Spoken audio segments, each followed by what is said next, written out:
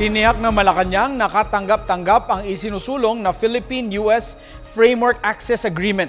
Ayon kay PCOO Secretary Sunny Coloma, ibinabatay ang negosasyon sa existing agreement ng dalawang bansa. Dagdag pa nito, pinatitiyak ni Pangulong Aquino na mahimay ng husto ang detalye upang matugunan ang nakaraang hamon sa ilalim ng Visiting Forces Agreement. Inaasahang makukumpleto ang detalye ng kasunduan sa nakatakdang pagbibisita sa bansa ni US President Barack Obama sa Abril. The current negotiations will build upon existing agreements such as the Mutual Defense Treaty and the Visiting Forces Agreement.